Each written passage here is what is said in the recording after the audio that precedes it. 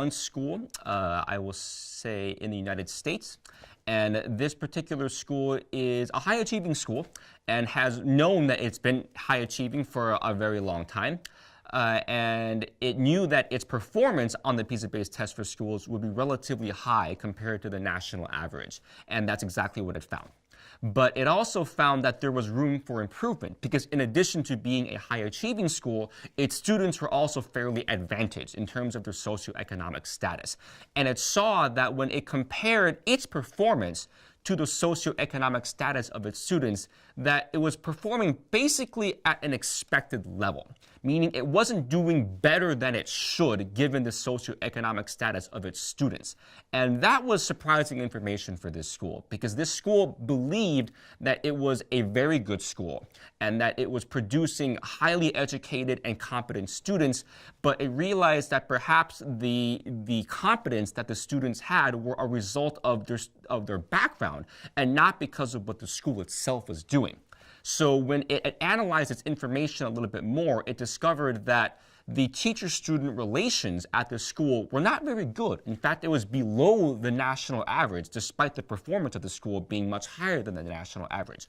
So the school made a concerted effort to improve the teacher-student relations at this school.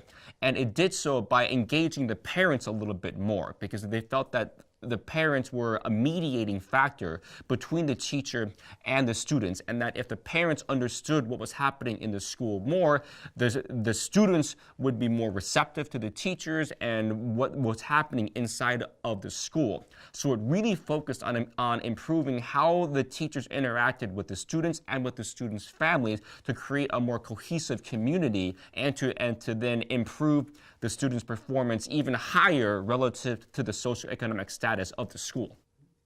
And there's another example from a school in another country, and this school had the opposite story. This school was performing a little bit lower relative to expectations, certainly from their previous assessments.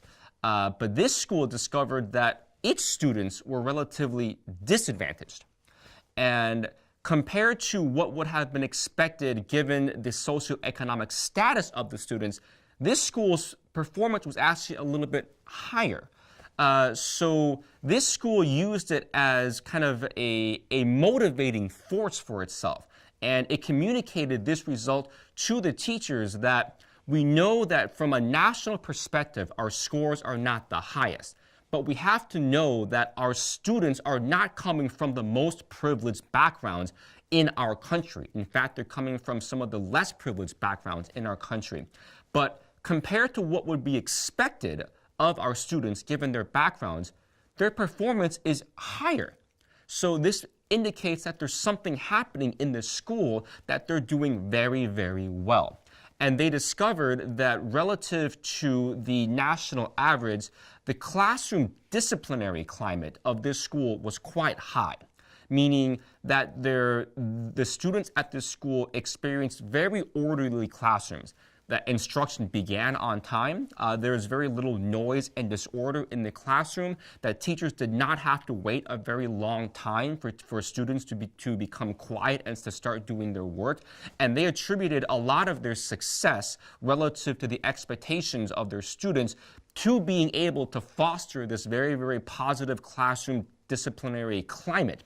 And it's something that they are focusing even more strongly on now because they know that they can't control the socioeconomic background of their students, but they can control how their teachers act in the classroom. So if this is a positive reinforcing element of their students' education, they want to make sure it continues. And in fact, a lot of the schools in that country who have taken our assessment too are looking to this school to guide them in how they can create a similar classroom environment to make sure that their students, even if they're a little bit disadvantaged in terms of their socioeconomic background, can still perform above expectations. For participants who have not taken the PISA-based test for schools, I think the conversations that they will find themselves a part of will still be highly relevant and valuable for their specific context. They might not know the specific results of their schools, certainly not from the PISA-based test for schools, but the issues and the analyses and the conclusions that are identified using the PISA-based test for schools are universal. Reading, mathematics, science, these are not specific to the PISA-based test for schools. Teacher-student relations, classroom climate, student confidence, these are universal concerns and areas that everyone around the world wants to improve regardless of what assessment they've taken part in. So a school can listen to the conversations and use the best practices identified from participants who have taken the PISA-based test for schools and in their own schools to improve those areas of their students' learning and of their school's environment. I think for them it would still be highly relevant and highly useful, and I think the only way that it would become even more useful for them is for them to simply take the PISA-based test for schools and see for themselves what the specific indicators at their schools are, and then take it again to see if they've improved after they've implemented the reforms that they've identified and learned from this online project.